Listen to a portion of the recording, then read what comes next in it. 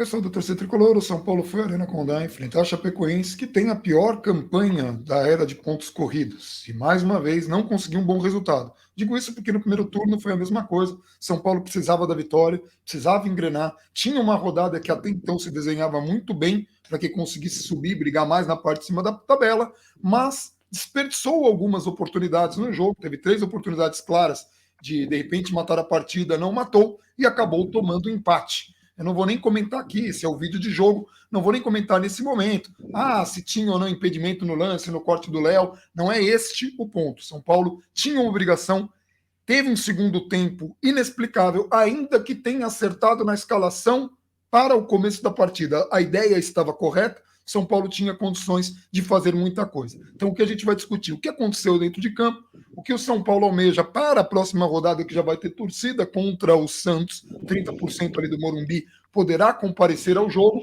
e como fica a situação de Hernan Crespo, que já havia muito barulho em relação ao técnico, e o que acontece, errou, acertou, o que vem, qual que é a situação do Crespo no Campeonato Brasileiro. Gabriel Perecini, o que você viu no jogo, que você gostou e o que você não gostou? Bom, primeiro eu queria relembrar o jogo contra o Rentistas pela Libertadores. Vai ficar torta a câmera mesmo, tá? Tá. O jogo contra o Rentistas pela Libertadores, que o São Paulo joga bem mal, contra o Rentistas, que é um time inferior, e tem 65 chances para fazer o gol, como teve hoje, e não faz o gol. E a gente abre o vídeo falando: o São Paulo teve chances suficientes para vencer a partida, mas não jogou bem. Poderia ter saído com o resultado. Como não jogou bem, criou 200 chances e não sei o que, aquela história toda que a gente já sabe quando você analisa as pessoas, ou quando você está com o Crespo. Ainda era muito querido, né? Ele ainda estava muito em alta naquele momento, então o fato do São Paulo ter criado chances suficientes para algumas pessoas fez o time jogar bem. Hoje, como a situação já mudou, a taça de gelo, como diz o Bina, já derreteu, como tudo já está em outro cenário, aí se você criar 200 chances, não reflete o desempenho. Pelo menos dessa vez estão certos, né? Dessa vez, de fato, não reflete o desempenho, porque existe uma coisa que é o resultado do jogo, existe outra coisa que é o desempenho do jogo. E o desempenho do jogo de hoje, especialmente no segundo tempo, ou no segundo tempo, ele não existe. E aí a gente tem que fazer uma construção. Primeiro, passando pela escalação de hoje. Vamos lembrar que no jogo contra a Chapecoense do turno, o São Paulo muda para uma linha de 4, mas a ideia do São Paulo começa com Rojas, Rigoni, Luciano e Éder. Essa foi a escalação do São Paulo naquele jogo. Por que essa foi a escalação do São Paulo naquele jogo? Porque se identificou que existia uma diferença técnica bem considerável entre os times e que você enfrentaria um time que ia jogar de uma maneira muito fechada. Então você precisaria de um pouco mais de poder ofensivo. Você coloca jogadores por dentro que também, jogadores no meio que também sabem construir, zagueiros que sabem sair para o jogo, e você tem a sua formação original. O São Paulo jogou com 4 atacantes aquele dia: Rojas aberto de um lado, Rigoni do outro, Éder e Luciano por dentro. Hoje não foi exatamente 4 atacantes, São Paulo opta pelos 3 zagueiros, mas joga com 3 jogadores de frente, 2 jogadores de meio que sabem construir com a maior tranquilidade e alas que apoiam muito. Então, assim, eu fico ainda impressionado como 2021 a gente ainda discute se um time é ofensivo ou defensivo pela formação inicial. Ah, tem 3 zagueiros, então é defensivo. Mas também tem 3 atacantes. São Paulo não costuma jogar com 3 atacantes. Então, assim, é ofensivo ou é defensivo? Esses rótulos, eles não funcionam. Você tem que, pelo menos, tentar entender um pouco da ideia de jogo. A gente lembra do Campeonato Paulista, o São Paulo jogando muitas vezes com Daniel Alves de primeiro volante e com 3 zagueiros atrás. O São Paulo atacava praticamente com 6, 7 jogadores ali e defendia apenas com os 3 zagueiros, né? Então, a escalação, eu considero ela correta. Assim como considerei contra o Atlético Mineiro, assim como não gostei da escalação contra o América Mineiro e achei catastrófica a escalação contra o Fortaleza. Fortaleza foi a pior escalação do Crespo na passagem dele toda, inexplicável. A gente até entende a ideia que ele tinha, mas é uma ideia, naquele momento, completamente equivocada. E aí a gente tem hoje, você sabe que vai ter a bola, isso é esperado, você sabe que vai precisar construir o jogo, você sabe que vai ter um adversário que a tendência é passar a maior parte do tempo tentando fechar o seu espaço, somente no começo do jogo. E foi o que aconteceu. Então o São Paulo ficou com os 3 zagueiros, tira o Luan do time, não precisava de 3 zagueiros junto com o Luan, porque muitas vezes fazer essa cobertura, porque Lisiero e Nestor teriam muito mais função de construir o jogo, e aí você tem a qualidade do passe, a qualidade do lançamento, que é maior do que a do Luan, e o Lisiero, é bom a gente lembrar que tem feito bem a função de primeiro volante de qualquer jeito. O Galeno é a nossa única opção. Preocupa para o jogo contra o Santos saber quem que nós vamos escolher para fazer esse lado direito, né? Não sei se algum dos jogadores volta, o Igor Vinícius, o Orejuela, se alguém vai estar à disposição, e mesmo que esteja, se aguente os 90 minutos. O Wellington do outro lado, e aí você tem um Luciano sendo responsável por fazer essa ligação entre meio e ataque, Éder e Rigoni, só que os 3 com muita movimentação, e essa era a ideia, porque a Chapecoense vinha dando muito espaço para o jogador que tem a bola, e a gente viu isso hoje. O jogador que tem a bola, seja ele o zagueiro, seja ele Lisiero, até chegar ali nas redondezas da entrada da área, bem na entrada da área, era muita liberdade. Não à toa o São Paulo tentou mais chutes de longa distância hoje, teve oportunidade para tentar outros tantos, chute que vai bloqueado, jogadas que o São Paulo opta por abrir em vez de finalizar direto. E o grande problema, e aí você tem algumas questões para tentar furar o sistema defensivo de um time que está muito fechado. Primeiro deles, estava claro desde o primeiro minuto, a bola invertida para o Galeno. São Paulo com 6, 8, 10 minutos, já tinha chegado na área da Chapecoense em boas condições de criar uma jogada, 3 vezes, 4 vezes, isso logo no começo do jogo. Só que aí passa por um dos principais problemas do São Paulo hoje, tomada de decisão. A bola chegava primeiro no Galeno errava o passo, tocava para trás, não olhava. Chegava do outro lado no Wellington, o Wellington fazia um cruzamento sem olhar. Nestor chegava na linha de fundo, mostrando que é um jogador que, por mais que estivesse jogando mais recuado hoje, com o Luciano sendo um jogador mais solto, mas aí a gente já explicou como é que funciona a dinâmica do jogo de hoje, você tinha o Nestor chegando várias vezes a entrada da área e fazendo infiltração. Chega na linha de fundo, 2 jogadores sozinhos no segundo pau, bum, a bola vai lá longe, passa por todo mundo, aí fica reclamando o Luciano, fica reclamando o Galeano, jogadas assim, isso aconteceu várias vezes. Erros de decisão enormes. Esse é o primeiro ponto. Segundo ponto, erros técnicos. Luciano hoje teve 3 finalizações na entrada da área com chute mascado. Sim. Uma delas é bom registrar com a assistência do Léo, que foi a mais clara, que foi a jogada que ele tinha a bola mais dominada, em melhor condição, com a caída ali para a perna esquerda, não precisou, como no segundo tempo, né? Foram 2 no primeiro, uma no segundo. No segundo tempo ele teve que virar o corpo inteiro, jogar a perna para trás, todo torto, o chute já estava desenhado que ia sair mascado ali. Sim. Ali ele estava com a bola dominada, até gerou um escanteio para o São Paulo que não foi escanteio, não bateu em ninguém a bola. Então, assim, ele erros. O escanteio mostrou depois por trás do gol, a bola sai quicando. É que a bola sai tão ruim, né? Ela sai, que o árbitro realmente achou que ela tivesse desviado em alguém, ainda com o grito do Luciano. Sim.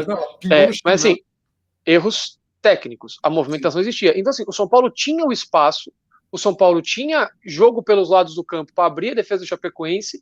Só que não fazia sentido em alguns momentos, o excesso de bola longa não era necessário e os cruzamentos.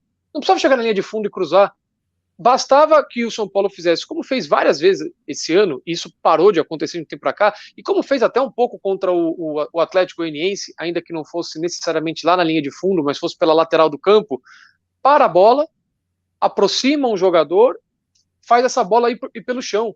Essa jogada que o Nestor termina cruzando e a bola passa por todo mundo, é uma jogada que o São Paulo vai construindo, ela chega na lateral do campo e ela chega no Nestor pelo chão. O São Paulo tinha espaço para isso e tinha qualidade para isso. Não precisava joga na área, para facilitar para a defesa da Chapecoense e dificultar para Rigoni, dificultar para Luciano, dificultar para Galeano, no segundo tempo dificultar para Marquinhos.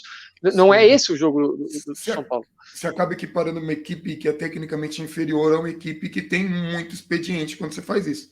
Você faz uma coisa mais óbvia, você facilita o adversário que tem menos expediente, enfim. Sim.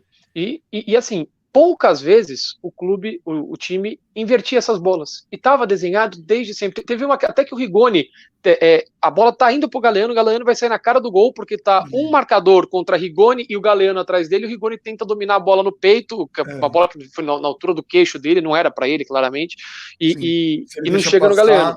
chegava no Galeano limpo, aí o que aconteceu a gente não sabe, mas a jogada mas correta era para era uma bola que estava indo muito boa, ela nem chegaria para um domínio tão difícil. Ela claramente foi enfiada ali, e o Rigoni que não percebeu, mas aí tudo bem, o jogador vai tentar, óbvio, mas é uma pena. A maneira como o São Paulo não foi atacado no primeiro tempo valida ainda mais a escalação do Crespo, que queria empurrar o time para trás, que tinha laterais alas, né, que apoiavam bastante, como foi nos melhores momentos do São Paulo.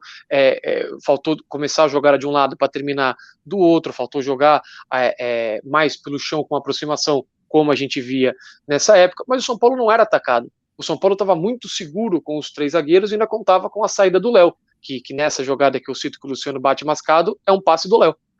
O São Paulo tenta se movimentar pela frente, movimentação de Nestor, movimentação de Lisiero, e o Léo faz a saída de jogo normal, como a gente já se acostumou a ver, e como o mundo inteiro joga assim naturalmente. E o gol sai justamente de uma tentativa do Lisiero de evitar, joga na área, toca para o lado, quando o lance está fechado, o zagueiro fecha o passe dele, ele tenta a jogada por dentro, aí ele é pressionado, a bola sobe para o Rigoni, e o Rigoni tem qualidade técnica para acertar aquele chute.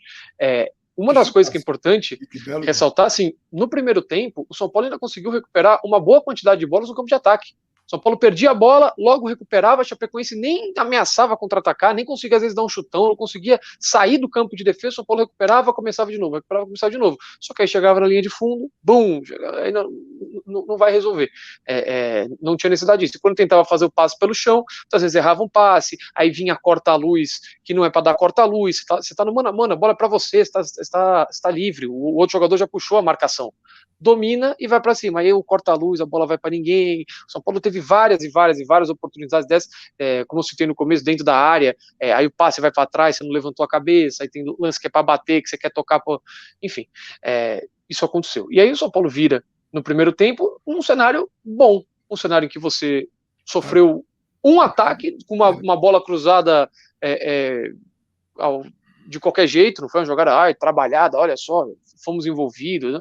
Uma jogada ultra pontual, foi o único sofrimento de São Paulo, passou o tempo inteiro jogando no campo de ataque da Chapecoense, tinha uma movimentação razoável, precisava acertar parte técnica, parte de tomada de decisão e perceber, olha, tá dando para inverter o jogo, o Galeano tá aparecendo sozinho, isso dá para fazer, vamos aproveitar, esse passe é mais rápido, aqui é uma aproximação, vai fazer o corta-luz, presta atenção. Então, assim, eram correções pontuais. Não era nada assim, vai ter que revolucionar no segundo tempo. E o São Paulo volta para o segundo tempo, e aí é que é o grande momento.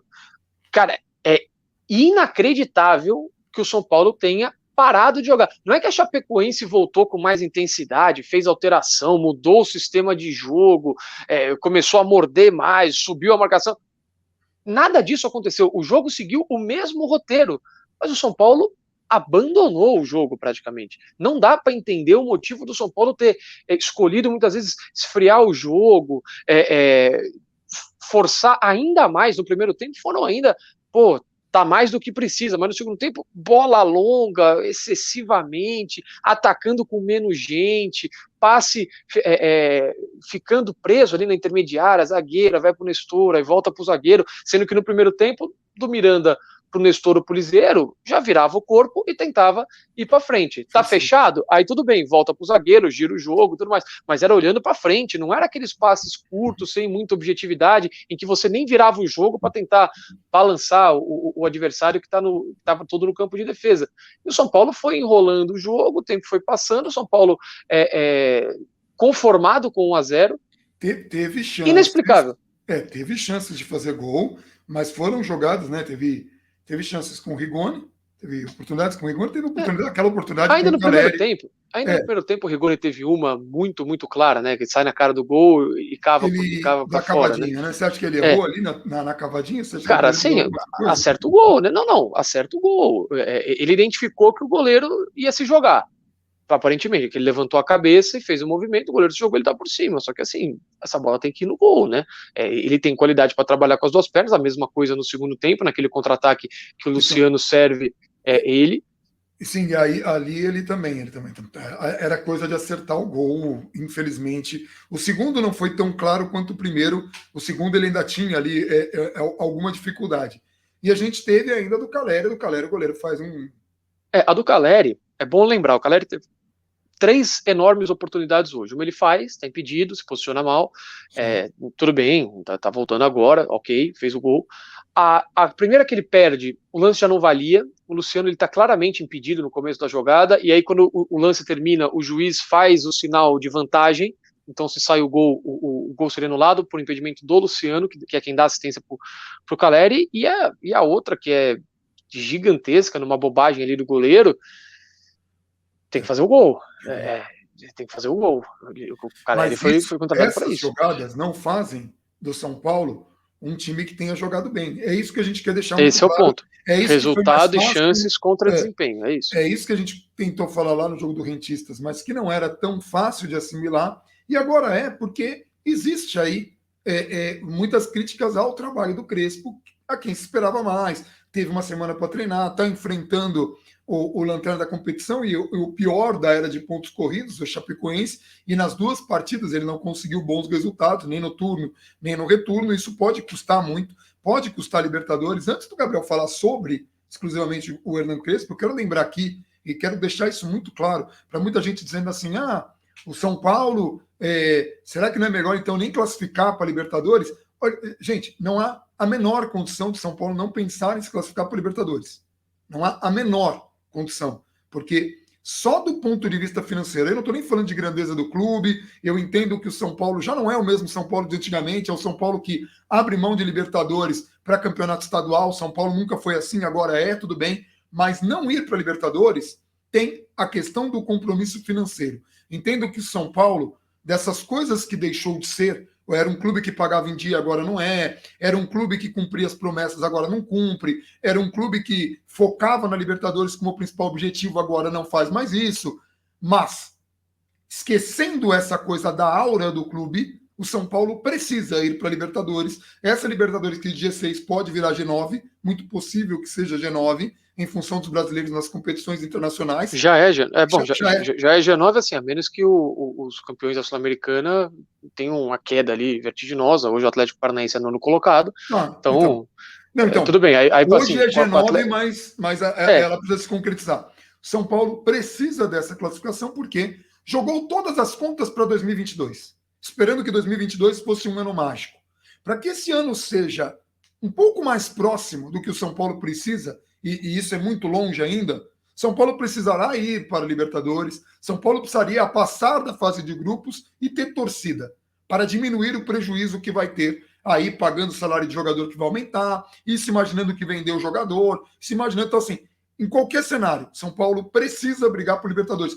Mas se não ganha nem da Chapecoense, não interessa, se não ganha nem dá. Até porque o São Paulo, ano passado, ganhou do Flamengo, que terminou campeão brasileiro, e não adiantou nada. Então, empatar com o Lanterna não quer dizer nada. É um resultado dentre vários. São Paulo tem condições de construir nos demais jogos que precisa. Precisa evoluir mais, precisa melhorar em alguns aspectos, e sim, precisa cobrar todo o elenco, mas também o técnico. São Paulo tem aí, teve reforços e tudo mais. Então, eu queria que você analisasse, dentro desse cenário, o que você vê do Crespo, o que você vê de evolução, o que você esperava, o que você enxerga de possibilidades do Crespo, que começou com um bom trabalho, mas tinha muita simpatia do torcedor e também da imprensa, coisa que os antecessores não tinham, e isso pesa muito em determinadas análises. eu esperava que o time executasse melhor algumas ideias, como a gente falou. No primeiro tempo, na escalação e na ideia de jogo e na maneira como o São Paulo tentava vencer a partida, isso fazia sentido. E existia uma ideia ali muito clara. Em termos de posicionamento, estava tudo ok. Agora, a maneira como você quer chegar, a execução, a velocidade com que isso é feita, e hoje, especificamente hoje, algumas decisões equivocadas, aí já é um negócio que precisa ser melhorado. O papel do Crespo específico, o Crespo não pode controlar a decisão do cara dentro de campo. Aí ele pode dar o caminho, o cara vai chegar lá, chutar torto, aí é outra história. Mas a velocidade com que isso acontece, e você sentar agora Amanhã treino regenerativo e tudo mais, volta hoje para São Paulo, legal, mas amanhã você tem totais condições, ou terça que seja, de sentar com todo mundo e mostrar, ó, gente, você está vendo essa jogada aqui, ó? Isso aqui inverte a jogada. Ó o Galeano sozinho aqui, ó. Por que essa bola não chegou nele? Essa bola tem que chegar nele. Tá sozinho, a jogada tem que terminar lá. Aproximação. Por que o Wellington recebeu a bola na ponta e teve que rifar a bola para menos? Isso é estratégia do Preto. Joga a bola na área. Aí tá errado. Aí tudo bem. Aí é 100% na conta do treinador. Mas eu duvido que com Rigoni, Luciano e Nestor e Lisiero no meio de campo, Galeano do outro lado, você queira que manter o jogo com a bola lá em cima. Você querer chegar na linha de fundo com o Galeano sozinho do outro lado, você fazer um lançamento ali para ele chegar do outro lado, mais ou menos, mal comparando, para quem quiser um exemplo, o gol que o São Paulo faz contra o Ituano no Campeonato Paulista, o segundo gol do jogo. O gol é do Igor Vinícius, cruzamento do Wellington. Não é um cruzamento, boom, para cima. O cara chega na linha de fundo, jogadores puxam a marcação no primeiro pau, ele só joga a bola no outro lado, o Igor Vinícius domina a bola, tem tempo de olhar para o goleiro, levantar, ajeitar o corpo e bater do outro canto. E até acho que você falou desse gol, que o gol acontece muito em função dessa puxada de marcação, que era um dos elementos do trabalho do Crespo. Isso tem que acontecer. Era muita gente sem bola, fazendo uma movimentação que confundiu o adversário e que então, nem sempre é óbvio. A grande questão é, as ideias estão ali, a execução não. E você precisa melhorar essa execução. E é melhorar. São Paulo não vai estar com uma semana de treino, as outras duas que teve, pronto. Esse é o time do Crespo, agora é só tocar, só manter ali, tranquilidade, uma peça aqui, outra peça ali, esse cara não renova, o outro traz, e tá 100% o time. Não é. Mas não é para ser o que a gente viu hoje, especialmente no segundo tempo. Segundo tempo, mais do que ideia de jogo especificamente, segundo tempo o São Paulo não quis jogar, o São Paulo achou bem 1-0, e é bom lembrar, né, assim, a alteração do Luan pelo Lisiero, não consigo entender 100% essa alteração, e depois ele coloca o Calleri, eu entendo o Calleri entrar cedo, o Calleri vai acabar sendo titular do São Paulo quando tiver apto 100%, hoje já jogou meia hora, já melhorou nesse ponto, mas assim, poderia ter utilizado, a menos que não tivesse condição, o Marquinhos, por mais tempo. É um jogador que poderia ter esse 1 contra 1 na ponta. Já que você quer jogar na ponta, pelo menos ele não vai pegar e vai jogar pro alto. Ele vai tentar dar um drible, ele vai tentar fazer tirar um cara da marcação para sobrar para outro. Então não quando você está sem seus alas, né? Porque o São Paulo hoje em termos ficou sem alas. Ficou hoje em termos de alteração do lado esquerdo, ficou sem o Galeano do lado direito. Quer dizer, o time entrou num modo de desespero muito cedo contra uma equipe tecnicamente inferior. Sobre o gol da Chapecoense, o que dizer do gol? E aí aqui você já pode chamar polêmica no momento em que o Léo corta a bola, tinha um jogador impedido, que é muito semelhante àquele lance do Palmeiras e tal. Então, eu queria pelo menos a imagem, para ser justo, eu queria a imagem de que o jogador estava impedido, porque tem o pé do Miranda para tentar cortar o cruzamento, aí eu precisaria da linha, porque é uma câmera em diagonal, dificulta muito para saber se estava ou não estava. Mas em termos de ser parecido ou não, é o gol do São Paulo contra o Palmeiras. Aí ou os dois estão impedidos ou nenhum tá. Ponto. Mas eu queria saber se esse cara está impedido, que eu tenho a minha dúvida por si só. O gol que começa, o gol ele começa, você pega 2 minutos para trás do gol, tem a jogada do Galeano com o Volpi. Cara, tem coisa que eu não consigo entender. A primeira delas, o Galeano domina a bola. Cara, você não recua a bola pro goleiro na direção do gol, com o adversário todo dentro da área. Não dá. Porque dificulta até para dar um chutão para frente. Porque você tá com a bola em cima, a bola tá dentro do gol, você chuta a bola em cima do sujeito. Agora, também não justifica, depois que você dominou e você percebeu que você tinha espaço, cara, não precisa sair jogando ali, já tinha dificuldade, vai dar uma cavadinha, pô, simplifica, o time já não estava bem, ali tem uma questão muito de momento do jogo. É você entender, o time já não tá legal, o adversário tá marcando em cima naquele momento, o São Paulo tinha pouco a ganhar com aquela saída ali. Não é aquele passe que parece que é um baita risco, mas, pô, você quebrou a linha de marcação, o São Paulo sai no contra-ataque. Você ia ficar com a bola na linha de fundo. Você não tinha exatamente um baita ganho. Mesmo que o Galeano viesse conduzindo 5, 6, 7 metros para frente, ele receberia a marcação ainda na região da área, na lateral da área. Não faz sentido. E fatalmente o Galeano ia acabar despachando a bola para frente. Despacha você a bola para frente. É um risco muito baixo. Não, é um risco muito grande para uma conquista muito ganho muito baixo. Mas assim, aí bate escanteio, aí afasta, aí o São Paulo volta para para aquele seu problema de defender muito mal a área, muito mal a área, e então, vai acabar tomando gol. São Paulo tem dificuldade de passar um jogo em branco, mesmo. Isso não tem nada a ver. É bom a gente lembrar: futebol é coletivo, cara. Não tem mágica. Não, botou o Luan, tá resolvido. Não tá resolvido. A gente Entendeu? viu hoje. Não é assim que funciona. Não, agora com o Luan, eu acho injusto, inclusive, você colocar esse peso nas costas do Luan, você colocar peso nas costas do Marquinhos, você colocar peso nas costas do Caleri. Não, agora o Caleri entrou só, pô, não sei o que. Entendeu? Então, você imagina se fosse o oposto, se fosse o Lisieiro entrando no lugar do Luan e o Caleri o Éder saindo para entrar o Pablo, o Vitor Bueno, o Rojas, qualquer um. Qualquer um, Gabriel Sara, qualquer um. Imagina se fossem eles perdendo o gol. Olha só. Aí a discussão não teria impedimento. Mas hoje, como não tem, você pega daquela lista, né? Aquela vasta lista de gente que é culpada. Aí hoje você vai ficar falando do goleiro que tomou o gol porque foi sair jogando, aí você vai ter que apontar para o outro. Mas só fez um gol. Por quê?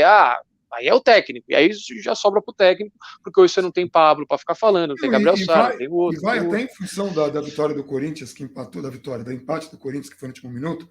Raça, faltou raça pro time. Não falta raça pro São Paulo, não falta. Falta, em alguns momentos, organização, em outros, ideias erradas, mas não é. Você não vê jogador simplesmente. Tivesse feito os gols, o Rigoni tivesse feito um dos 3 gols que perdeu, o Caleri tivesse feito um. Quem foi o outro que também perdeu? O Luciano. Qualquer uma dessas bolas tivesse entrado, a gente estaria aqui discutindo outra coisa. Não a gente especificamente, mas de uma maneira geral. Então, cara, de novo, mais do que vai fazer o quê? Você vai ficar correndo em círculo de dentro do campo? Cara, você tem a bola, você tem que saber o que fazer com a bola. O jogador tá livre, a bola não chega no cara. O treinador tem uma ideia, a execução tá ruim. Tá ruim porque o treino tá ruim porque a decisão dos jogadores tá ruim por causa dos dois. Aí é uma questão de identificar lá dentro, mas eu não gosto muito de. Porque senão, assim, quem tá de sacanagem? É o Luciano que tá de sacanagem? É o Rigoni? Então vamos tentar entender. É o Wellington? É o Galeano? Não, eu tô pegando os caras que jogam mais. Quem tá? O Nestor ou o Lisieiro? Eles estão de sacanagem? Enfim, o time tá ganhando quando um desses dois saiu. Quem tá? O Miranda, o Arboleda, o Léo? Quem que tá de sacanagem ali? Porque tem que correr, tem que se esforçar. Porque você tá partindo do ponto que tá todo mundo ok. Tudo bem, se alguém virar e falar, não, é o Luciano, é o outro, tá bom, então aí é um direito, mas eu não acho que esses jogadores tenham um perfil de estarem de sacanagem. Não acho também que nenhum deles não tem nenhum Lugano aí no time, mas agora, para estar de sacanagem, não tá nem aí, tá bom, empatou o jogo, quando você eu espero que não Lugano, aconteça. É de um cara que jogava com o coração até né, só para deixar claro qual que foi a colocação que você fez de ter um Lugano. E em questão do Crespo, como a gente falou aqui, o Crespo vai ter momentos também de oscilação, é normal em qualquer técnico. Até pouco tempo se estava questionando o Abel no Palmeiras, com o elenco que tem, com as conquistas que teve, e aí o Abel se classifica contra o Atlético Mineiro. Mas o que eu digo assim, quando se há uma simpatia ou uma antipatia, isso não deveria afetar a análise. A gente já teve análises muito comprometidas de técnicos que fizeram trabalhos bons, mas que foram condenados, e que não cabe aqui citar, porque foram muitos no São Paulo dos últimos anos.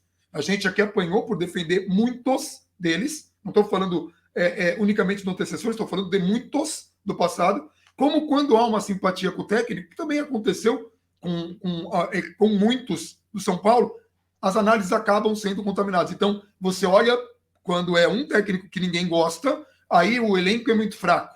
Aí vem um outro técnico que recebe um monte de reforços, daí a culpa não é dos reforços, não, olha, são os jogadores, aliás, a culpa é dos jogadores e não do técnico. E não pode ser assim. Vai ter momentos em que jogadores vão oscilar, vão ter momentos em que o técnico vai errar na escalação, como aconteceu com o Crespo no Fortaleza, que ali nós tivemos também o Volpe, que foi muito mais determinante naquela eliminação do que o Crespo na escalação, ou foi na mesma grandeza, mas é mais perceptível do Volpe, é na mesma grandeza, mas é mais perceptível do Volpe, que é do Volpe, você vê ali a coisa acontecer, mas o Crespo foi muito mal, e agora a gente espera, nesse tempo que o Crespo tem para treinar, nessa semana cheia que a gente fala, que era algo que estava faltando, a gente espera mais evolução do que a gente viu.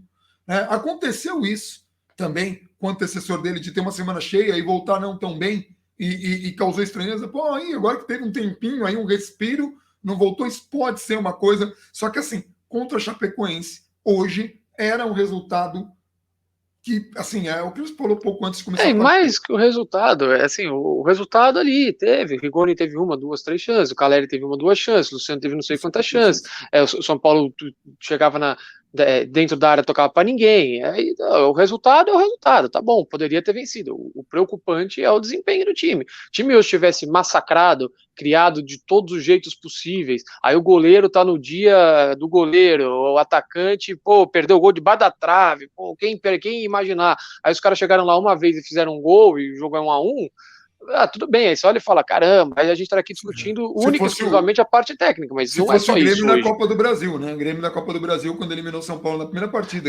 Tudo bem. Gol, São Paulo foi muito superior, não nesses modos que você falou, e o Grêmio achou uma bola e fez o gol.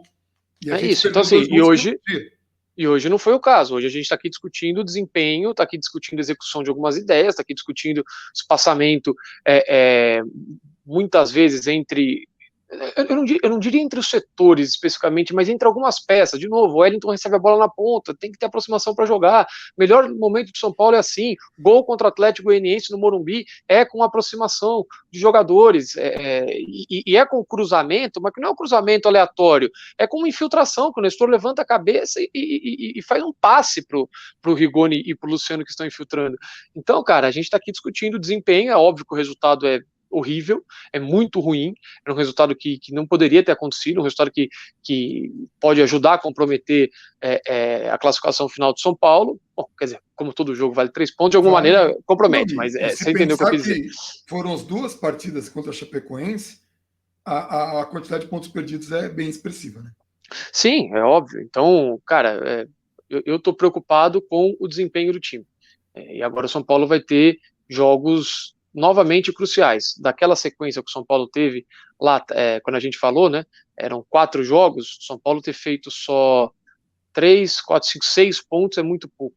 Você esperava no menos 7, você tinha falado. Não, cara, e assim, 6 pontos, ainda com uma vitória e 3 empates, que se você for ignorar o efeito se você tivesse perdido alguns jogos, mas efeito prático, se você tivesse ganhado 2 e perdido 2, você teria os mesmos 6 pontos, mas você pelo menos estaria melhor nos critérios de desempate.